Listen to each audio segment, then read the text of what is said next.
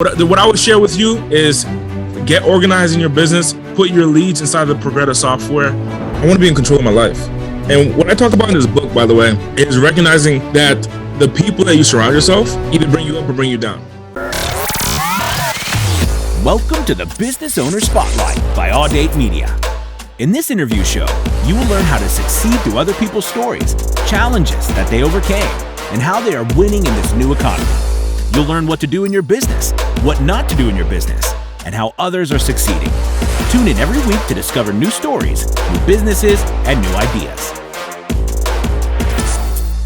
Welcome to the Entrepreneur Motivation Podcast. I'm your host, Chris Bello, and today I've got Andy Audate on the show. Andy, welcome. Man, Chris, thank you so much for having me on your deal, man. It's great to have you on here. And you're based in Las Vegas? Is that where you're at right now? Las Vegas, man. I was in Los Angeles, but last year I moved to Las Vegas, man, and I'm loving the weather out here. I just love it out here. Plus the tax savings. So you just moved too. Yeah, the tax savings. I was like, man, and out in California, I hear it's brutal. You gotta like save 80% of what you make just for taxes or whatever the number is. Yeah, it's ridiculous, man. It's ridiculous. An additional 13% just to stay in California. When I moved to Las Vegas, and my accountant asked me, he's like, hey, question for you. If you live in Texas, if you lived in Las Vegas, this is how much you pay. If you lived in California, this is how much more you got to pay. And I was like, oh, well, just so you know, I lived in Las Vegas. So it was really a good deal to move here. Yeah, absolutely. Like instant, your bottom line increases automatically off that move. So that's amazing. Yeah, 100%. Cool. Well, I'm really excited to have you on the show. I read through your bio, but why don't you go ahead and introduce yourself real quick for the audience? Like, tell us about your story. Obviously, you just moved recently. What you're up to now, your goals for 2022. Feel free to take it away. Yeah, well, I started off in business. Business is like my number one habit, hustle, love. It came to business, and I think I'm attracted to the psychology of it. And I got an opportunity to run my own landscaping business at a young age, at 10 years old.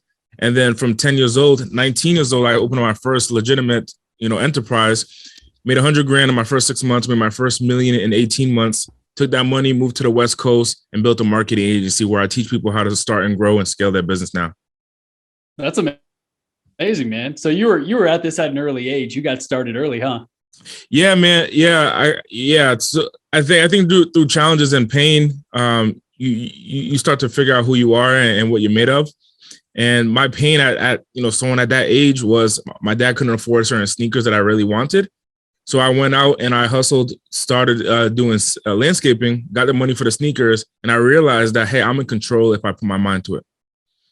Absolutely. That's super powerful. I think it's something that a lot of people, you're either moving towards pleasure or away from pain, right? I think Tony Robbins says that. So yeah. You felt the pain of like, man, I want these sneakers. And I remember seeing that too. When I was a kid, I had some rich friends, and every Christmas they got better toys. They got more stuff than me. And I'd be like grateful for what I got, but I was secretly like, this is kind of a knockoff of what I really wanted, right? I got the cheap version. They got the nice version.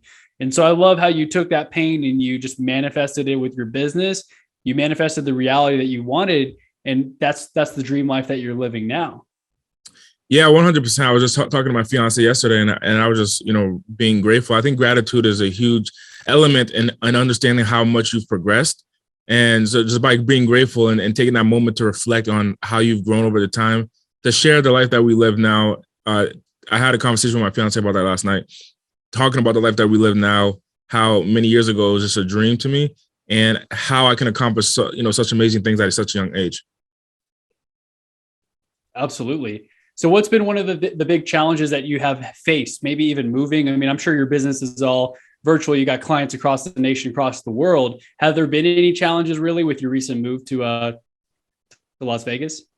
Not in the business aspect, maybe on a personal level, because this is a new area for me, right? A lot of my friends' relationships I built in Los Angeles was in LA. And I moved here. I moved to Las Vegas abruptly. One day I was in my kitchen and I was talking to my fiance, then girlfriend at the time, and I said, "Hey, let's get out of here. This was in the middle of the pandemic. Downtown LA. I lived in one of those sky rises, and outside of my apartment complex was George Floyd like riots and so forth.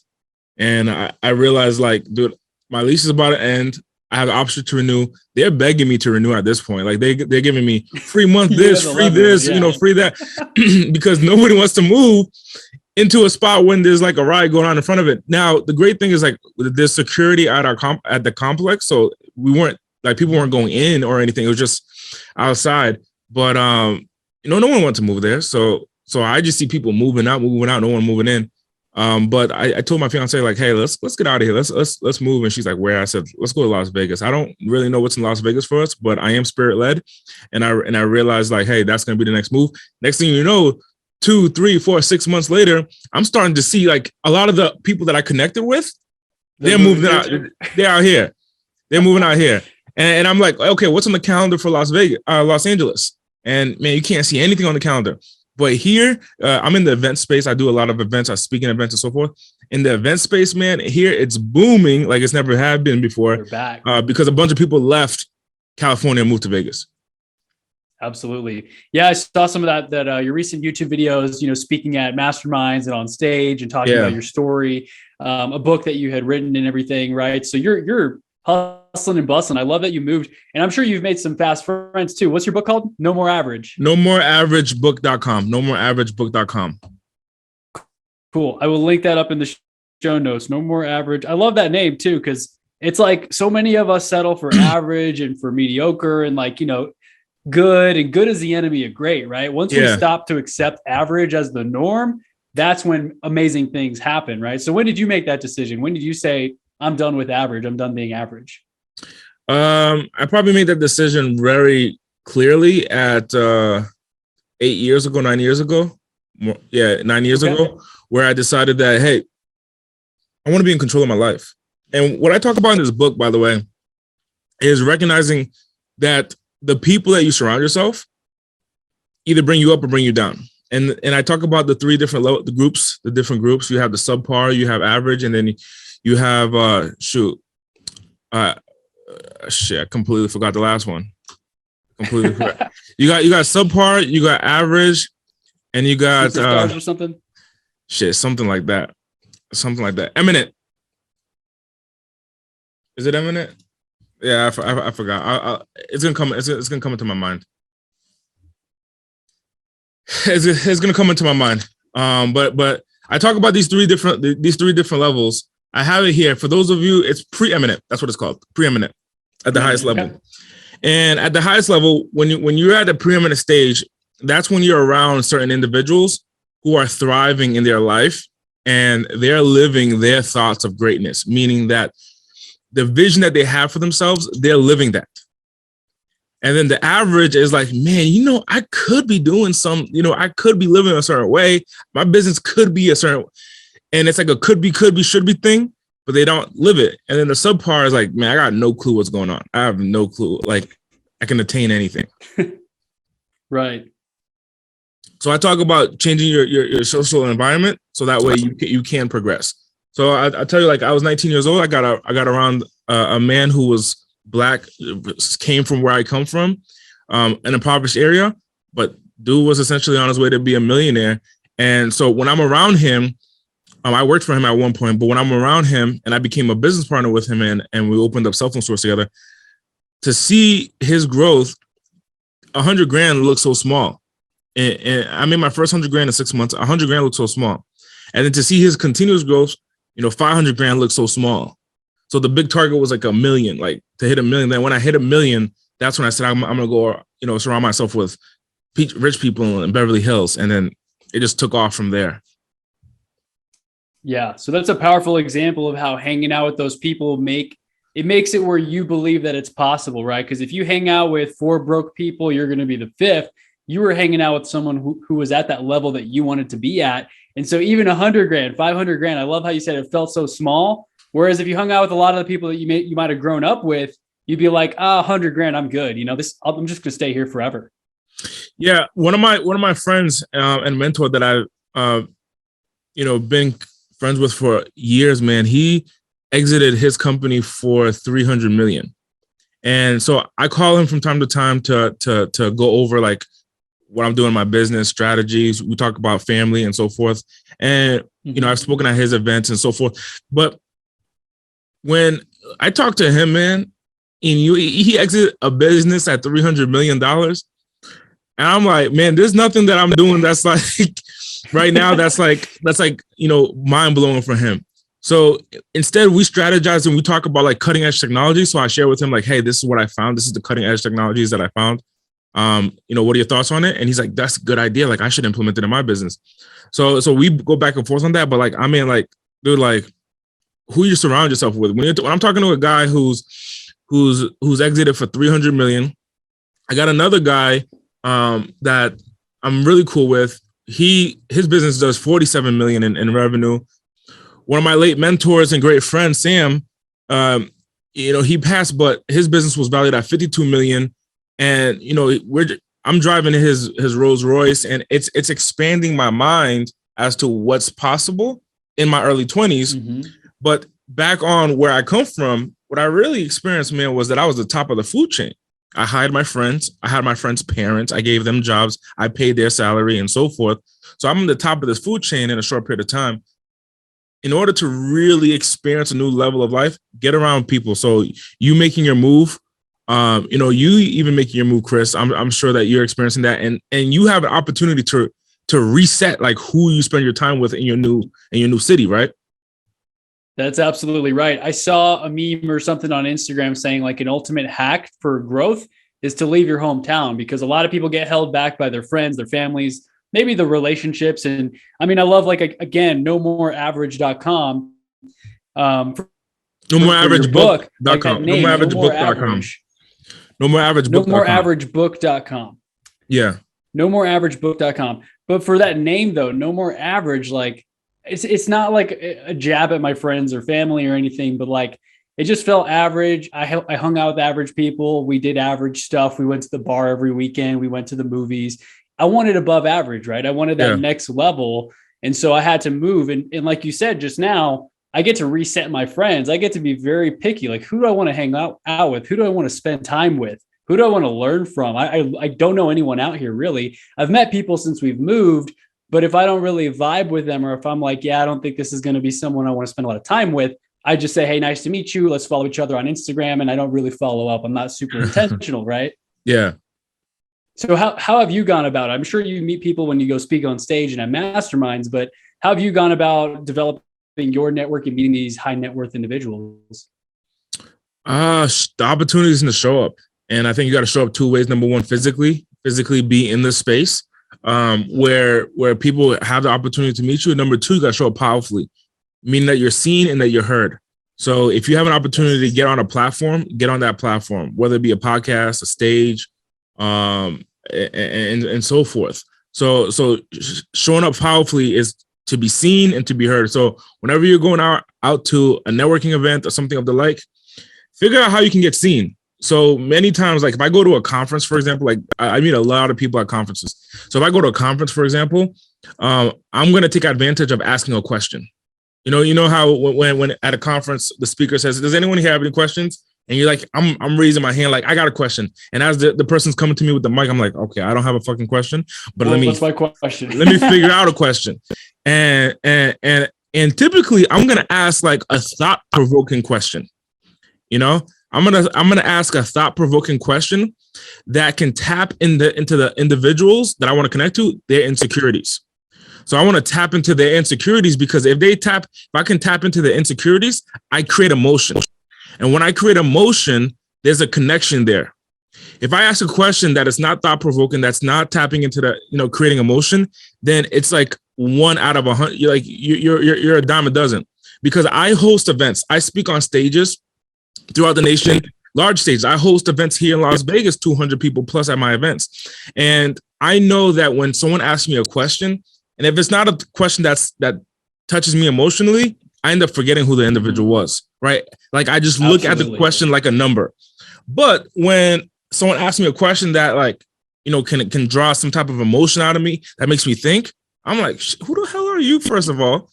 And second of all, let me ask you a question, but let's talk after this. I want to see if you have more in-depth, conversation in here.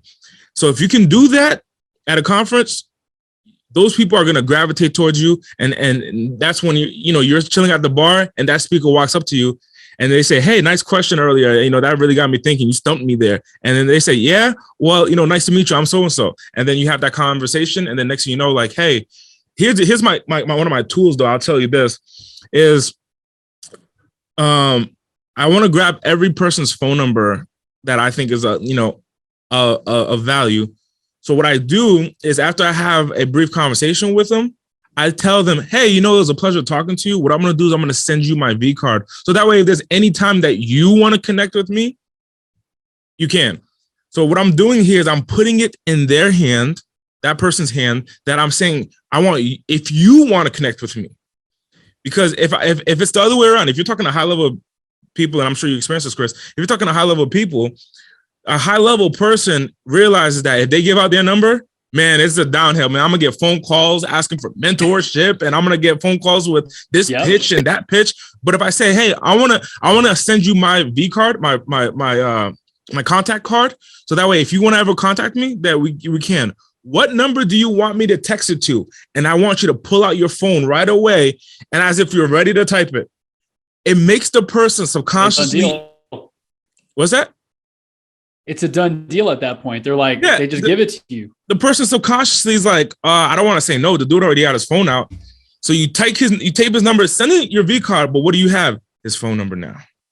Boom. That's such a great tip. In the way I know you said, show up and then show up powerfully. So whenever you do that, it's almost like that sales pitch. I do this too because I'm in real estate, right? It's like assuming the sale. You're already assuming, you're like, hey, this guy or gal is going to give me their phone number, and I'm going to pull out my phone as if I'm already expecting that to happen. Yeah. And at that point, like you said, it's going to be very awkward if they're like, hey, I don't give out my number, or I'm not going to give it to you. At that point, it's a done deal. They're going to give it to you. Especially if you just had a good conversation. Especially if you had a great conversation. But also that other tip that you said, that's like a low-hanging fruit. If you just get the guts to go and ask a question, everyone's looking at you. And sometimes you get to plug your own business. I had a friend who did this and they're like, what's your business called? He got to drop his website and like 2,000 people heard it, right? That's like a free plug right there. And plus everyone comes up to you to the bar afterwards to say, hey, I like that question. It kind of puts your face in front of everyone else, especially if it's a great question. So really good tips here. I appreciate you sharing that. Yeah, whenever you get that opportunity, there was a conference or a summit called Traffic and Conversions. Like, I don't know how many people there, but it's thousands of people there. And I go to this event and I'm in front of, I don't know how many thousand people, but it's a large group. And exactly, I started with, hey, this is the results of my business, and my results are phenomenal. And then so the audience is like, oh. First of all, the second thing is they put me on like the screen and so forth. The second thing is I share like what my challenge is. Well, my challenge is something that is, like I said, thought-provoking and gets the person thinking to where the owner of this huge organization, which I ended up partnering up with, but this huge organization is like, hey, I want to have a conversation with you. Let's meet at the booth at so-and-so. And he's telling me for this from the stage. I'm like, all right, bet. I go there at the booth at that time. And then there's like a huge crowd there and they all knew who I was, because of the question that I asked and the way that I asked it. Plus, it stumped everyone because I started off with some phenomenal results. Hey, my business is doing X, or I have this many employees in my staff, and my challenge is, this.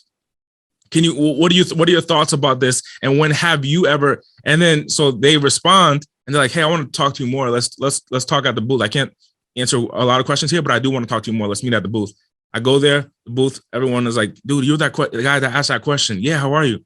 Boom. Easy intro. I don't have to walk up to anybody, nervously or weird, because everyone already knew who I was. So it's almost like that expert positioning. Yeah, I like that. How you use that word. Yeah, expert positioning. That's awesome. Because then you show up and everyone's coming up to you. They know your name. They know your face, versus like being shy. Like, oh man, this person's a big shot. I don't know what I'm going to ask them. Again, it's coming from that place of power that you talked about earlier. Yeah, man. If you can, because what I'm doing in that moment is I'm attracting the people who heard what I said and said, hey, I have a level of interest. Because if I'm in front of 1,000 people, like you said, or 2,000 people, and I could be talking to the person who's not a potential client, not a potential partner, and I'm trying to dig and probe and connect with them, but there's no value in there for neither him or I. What's the point? But if I can do it in front of a large group and then a bunch of potential partners come up to me and they're like, hey, dude, I love what you said. This is what I do. Is there a way that we can work together? Yeah, let's set up a call on Monday. Next person. Yeah, dude, I love what you said. You know, is there a way that we can connect? Yeah, let's get up a call on Wednesday. You leave a conference. Now you got 13, 15 phone calls scheduled with people who are like, man, like, dude, that was powerful. Then let's connect. That's so awesome. to answer your question, man, that's how I would say, like, that's how you meet high value people at those, you know, certain circumstances. For sure. And you hear people say it's a numbers game, obviously. So you could do one-to-one, but how many one-to-one conversations do you have versus here? It's an opportunity to do one-to-many. Like if you have a podcast or a platform or YouTube channel, or you're asking a question and everyone can hear you, you get to attract people. So you can bring the right person instead of like having 100 conversations, 1,000 people just heard you with the same amount of your time invested. But you got to be really strategic when you get those shots. You know, when I say the opportunities in the show, you got to show up physically in the space. So that, you know, in that example I shared with you, got to be at the event, but the show up powerfully to be seen and to be heard. When you speak, you better have a sense of the value, you know, that people are going to be attracted to you when something comes out of your mouth. You don't want to be that guy that's like, well, you know, and dude, come out with something so damn powerful that people are going to be like, dude, how in the world do you do that? How like hey, I get my, like, so here's what my challenge is. But it's a strategy. So like if you're in real estate, you're saying, well, I sell my clients' homes within 15 days of putting it on the MLS. And my biggest challenge is that now I'm getting so many new deals. Like I kind of want to just off them to other agents. How would you go about vetting your, you know, new agents that want to work with you? You're asking the speaker, bro, you know how many agents are going to come to you? And say, hey man, I'm from so-and-so, like, let's connect. I want to talk to you, because they're trying to get those deals, but you're also, it's easier for you to just literally walk into the bathroom and an agent walk up to you and say, hey, how do you do that? Or a customer, you know, in your market says, look, I don't want to wait for a 30, 60, a 90 day, 120 day closing. How could you get my house or my property sold in 15 days? So now you got realtors coming to you, and you got the customers coming to you, and they're both like, dude, Chris, Bello, like, I'm fucking mesmerized, bro. Can I learn more about you? Then you hit them with the, hey man, let's exchange contact. And then, you know, now you got people's numbers, and you're just swooping them in because of these few key strategic moves that you made. Absolutely. And what you said there too, you can't go up there and mumble and bumble. You can't ask some stupid question that's like, come on, man. You don't even have a website. You're asking like a dumb question, like, where do I get a domain name? You know, that will discredit you, right? It'll have the opposite effect where people are like, I'm not going to go waste my time talking to that person. They're like way below where I'm at right now, versus coming from that place of credibility. Like if you speak at any events, you have that lent credibility. I've noticed that too, whether it's a question or especially if you're up there in front of the room, people automatically assume like you wouldn't be up in front of the room unless you were an expert. And so like right there, I remember I spoke at a real estate networking event, just teaching what I learned about wholesaling and investment stuff. Literally, I got 2 clients out of that, and both of them bought 6 or 7 houses the next year from me, from that one event, like 1 hour conversation, right? You got to show up, man. You got to keep showing up. So when people ask like, what is that makes one successful versus the other? It's going to be just that, what you just said, showing up. Definitely. I just read this the other day too. And this kind of sounds like with what you're saying right here. It's like, you can't just be at the right place at the right time. You have to be the right person at the right place at the right time, right? You got to be ready when you have that opportunity to wow people. You can't, like we said just 2 seconds ago, you can't go up there and sound like a dumbass in front of 1,000 people, or you're just going to shoot yourself in the foot. Yeah. Like the video that you saw on Facebook that you said I spoke at a certain event. So like in that specific event that you're talking about, I was a panel speaker, and those type of events, it's like, I don't know, 150 people in the audience maybe. And I only have so much time. I forget. I think it was like a 10-minute slot, right, between all of us. So we only have so much time.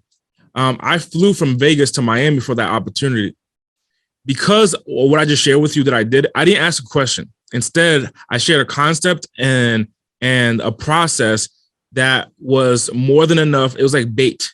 It's like, I just got a new puppy, and when I put this treat in front of the nose and I move my hand away, man, it starts moving towards wherever I lead it.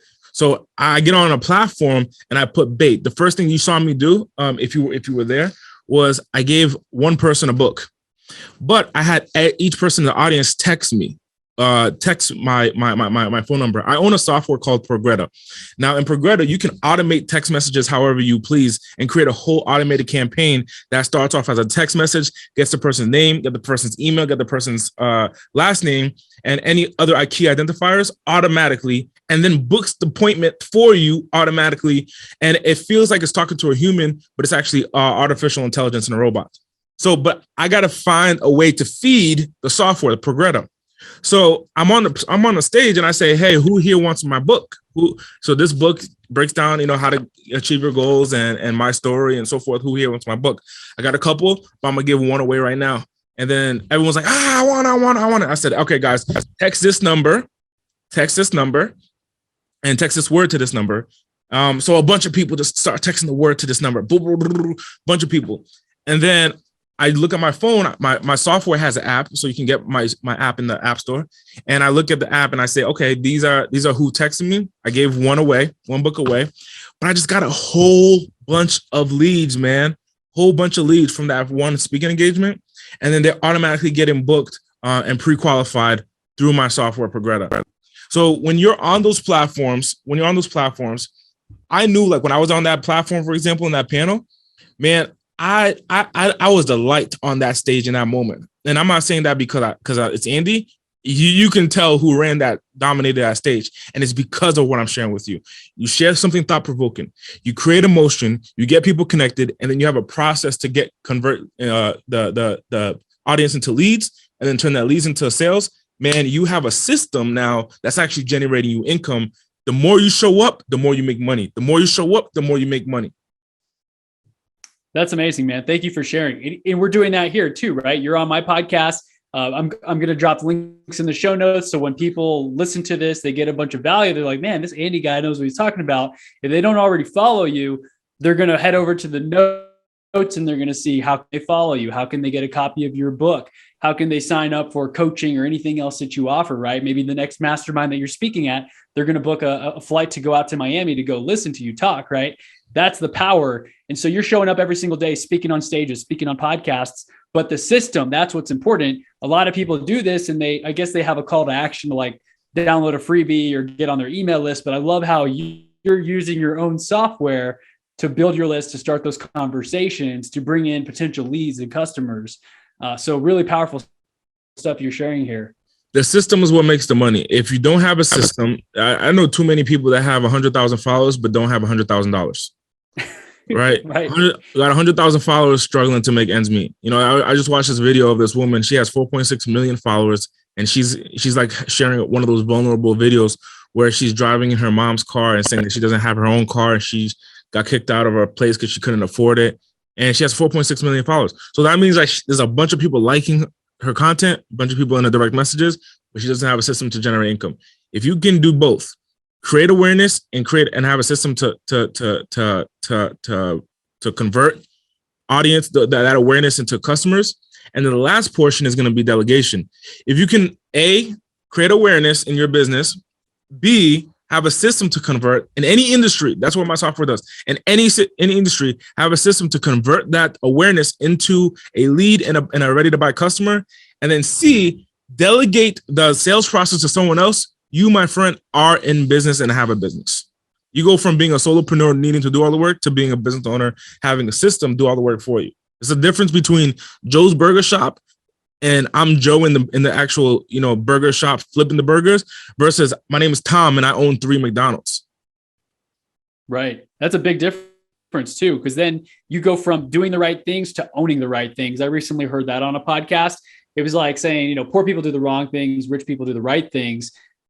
Wealthy people own the right things. And so when you said go from flipping the burger, don't be Joe flipping the burger, doing everything inside the one shop, you get to actually scale up, hire more salespeople. And that's where all you do, you're focusing on the highest level stuff, right? You're going around speaking at events, talking to thousands of people, jumping on podcasts. all those little conversations are happening. Your system is getting all the automations in there.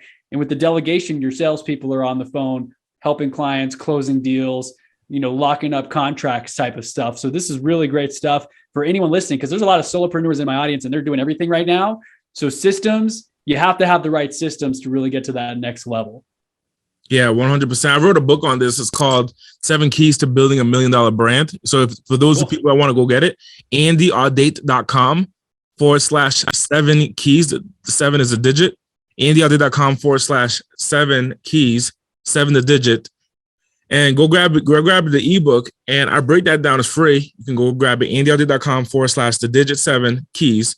And grab that ebook. And as I break down how to build a $1 million brand, because it's not about just popularity, it's about having a process to monetize. Absolutely. Did you do this all manually for some time before you really learned about the systems, or did it come to you pretty quickly? Like, hey, I need to automate this and build a team pretty fast. So the first business I had was I owned cell phone stores. So I talk about that in the book, nomoreaveragebook.com. I talk about this in the book, No More Average. And I owned cell phone stores. My first month and some change in the cell phone store, in the cell phone game, man, I wasn't hitting the goals that I wanted to hit. So the first thing I did was I got a mentor, and that mentor supported me and take my business to 100 grand. Did my first 100 grand, worked with him still, partnered up, expanded multiple locations, made my first $1 million out of that business. Then I retired. Like I semi-retired for like 18 months. Right? Didn't have to work. I was just speaking and just giving stuff away, giving value. But I wasn't generating income from the speaking business. So when I got into the speaking and so forth, the speaking world, and where I'm speaking, I'm marketing, I'm on social media, something didn't sit right with me when I felt like I had to do everything on my own, right? Because my basis of business came from a scaled business previously. So I was used to just being a shot caller versus needing to do any of the work. I wasn't selling phones. I owned thousands of phones, but I didn't have to sell many of them. Right. It was sold by a team. I had a staff of 14 working for me. And so in this new industry that I was in, something didn't sit right with me. So I did it for like 30 days or so, where I did my own event by myself, and I was the one hustling and selling tickets by myself. The worst fucking experience that I can probably think of, right? Because I'm trying to get people who don't know me. By the way, I was 21. I was 21 and semi-retired. So I'm 21 at the time, going to Keller Williams. Like, I have a big relationship with Keller Williams in Los Angeles, as well as Century 21 and Remax, where I was selling those agents tickets to come to my events, and I would bring in top tier speakers to present in front of them. So I was like the connector, hosting these seminars, and I did it my own self, and it was gruesome. I realized, dude, I need help. So I went the virtual route. I got on the phone and I was talking to people at T-Mobile, who was my cell phone carrier. And I talked to the guy, and the guy's like, I hear a slight accent. And I asked the guy, where are you from? He says, I'm from Africa. And I said, you're from Africa, but I'm calling T-Mobile. Like, how are you from Africa? And he's telling me, oh, like they hire, they outsource all of their like customer service to overseas. And I said, what? And that's when I opened my eyes. So I called Chase Bank, not directly right after, maybe a couple of days. I'm talking on the phone with Chase Bank. I asked the person, I said, where are you from? Oh, our headquarters is located in so-and-so. No, I said, where are you from? Oh, I'm based in the Philippines. Chase Bank, JP Morgan Chase, based in the Philippines. And that's when I opened my eyes. Go virtual. If they're spending millions, if not billions of dollars on their research and development, I'm going to follow them. So I went virtual, and I built a virtual team. Got up to a team of a group of 50 team members that run my company virtually. So I started off with virtual. Then I realized that it's harder to scale when you have human capital, when you're depending on human capital. There's complete challenges, right? People get pregnant, people get sick. And when you're dealing with a team of 3 or a team of 5 or a team of 10, it's manageable. Once you pass that 30 team member mark, someone is sick every other day. Every quarter, someone's pregnant. So you have different circumstances that you have to kind of combat as you're growing and scaling a business that's dependent on human capital. So what I realized is that the real freedom that I'm looking for in my business, that I can completely be not only hands off, but have it be a system that runs autonomously, is to create automation. And that's where my system Progretta comes from. I love that.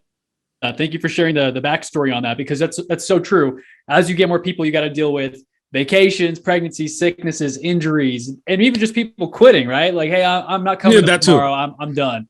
Right? They don't even put in the 2-week notice. They're just like, it's not for me. That happened to me. I tried to bring on an executive assistant. It was going pretty well for like 3 weeks. And then I guess she wasn't feeling it, and she's like, hey, this isn't for me. And I'm like, okay, cool. Well, that sucks, because now I don't have anyone other than my virtual people. But like you said, people, they're people. We got things going on. People are busy. They move, right? Like all of a sudden, you didn't stay at your apartment, so they're trying to lease the space that you left back behind in California. Yeah. That's like a physical thing. If they had an automated process for this, it would not be as big of an issue, most likely. I mean, other than all the politics and the craziness in the world today, but virtual, like, automation is the key. That's the message that I'm getting. And I do a lot of automation too. And sometimes, there's got to be that human component every now and then. Like, you can't necessarily speak on stage if you're not there, at least not yet. Maybe in the future you could speak as a hologram in the metaverse or something. But I love those messages, right? Automation, and then people, obviously you could pour into your people, but automation, that shows up. It doesn't get sick, right? Maybe it has a glitch every now and then, but you can always update it. Yeah. And I mean, and the people, so the third element, so the first component is to create awareness. The second is to have the automation. And the third component is going to be that delegation, where you're hiring to virtual team members, so that way your business is ran virtually. So that way you can respond to any economic shock, any climate shock, any worldwide shock. You can respond if your business is already virtual, because the last place that people are going to be affected is their homes. So the office can be affected like we saw with COVID. The last place that people are going to be affected is their homes. So if your business is ran virtual, you have so many different layers of protection, right? Because with COVID-19, we saw that offices, you couldn't work in an office. We saw that, right? The second element is that when you're in a territory, if you're looking to build a global enterprise, and I pray for the people that what happened in Kentucky. But if we look at Kentucky, for example, what happened in Kentucky, there was a tornado of some sort. So natural disaster. If your entire business was built in this one area, and you had a bunch of team members working in this one area, and then a tornado passes by, your income is shot. The time that you need the money the most, you can't even make money because your entire staff is based in this one territory. So that means that, hey, if something happens, I have team members in Latin America, Philippines, Europe, and United States. So that means something happens in Europe, something happens in the Philippines, then I have other team members to pick up the workload, as long as we have internet. Absolutely. You're mitigating your risk in a way, and that way you don't have to have any downtime. Your team can pick up the slack in one area in case someone needs to regroup in another location, right? For I guess, faculty getting sick, or an act of God, I guess is what they call that, with like a tornado or a hurricane or whatever. And me being from Houston, right? Hurricane Harvey was another one like that, where businesses are like, dang, well, we just built this beautiful campus in the Woodlands, the whole thing flooded, so everyone has to work from home. And, people weren't really used to it. This was before COVID and all of that. So I definitely have seen what you're talking about, but I know we're pretty much at the end of our time today. I'm sure you've got other appointments lined up, Andy. This has been an awesome conversation. I know, talking about awareness, automation, and delegation. I wrote those things down. What's one key takeaway that you'd recommend someone listening today can go out there and implement? Like, if they just did one thing today, what would that be? That one thing is going to be get your business organized. Get your business organized from all the contacts. Because look, a couple of weeks ago, man, I lost my Instagram account. I had no Instagram account. Facebook took away my Instagram account. Just woke up one day, just go to Instagram, and it's not there anymore. And Facebook, if anyone pays attention, you start seeing people's accounts getting chopped if you're not essentially helping them with their plan, their process, and their plan. So really, if you're not a user, right? If you're not a user of the platform, and when I say user, I'm talking about a consumer, right? I'm a producer. I produce content for my own goals, my own business processes, and my objective is really to take people off of the platform. I don't want people on my Instagram account. I want people's name, phone number, and email in my software, in Progretta, because I can convert that into a follower. Facebook and Instagram, they can throttle me and not put me in front of a certain group of people. They can throttle me at any moment, right? I have 400 something thousand followers, and at any moment they can say, hey, we're only going to put you in front of X amount of people. right? We're only going to put you in front of X amount of people. So I've been preaching that for so long. I've been sharing, get leads, get data, put it into your CRM, put it into the Progretta software, right? The Progreda, put it into the Progretta software. I've been preaching that for so long. Next thing you know, I get clipped. For 3 months, I have no Instagram. They keep trying to verify me, verify my name, and so forth. So what I would share with you is get organized in your business. Put your leads inside the Progretta software. Progreda. Go if you don't have Progretta, go to Progreda, Progretta.com. Go to Progretta.com. Awesome. Really good stuff, Andy. I really appreciate your time today, and get organized. I mean, that's something we all need to do. Every business owner listening to this right now, there's some part of your business that's probably pretty unorganized, maybe a stack of papers that you've been burying somewhere in a desk somewhere, right? Or one of the drawers of the desk. So yeah, where would you like people to go to connect with you? Podcasts? Is it your main website? Is that a great spot to send them? The best spot is get into the circle. Go to Progretta, Progreda.com, Progretta.com. Learn about the software, learn about how it makes your job as a business owner much easier, and get into our world, get into our ecosystem, so that way we can support you with your growth. Awesome. Sounds good. Well, thank you once again, Andy. Really appreciate our time together, and I look forward to keeping in touch. Chris, thank you for having me on, man. Thank you.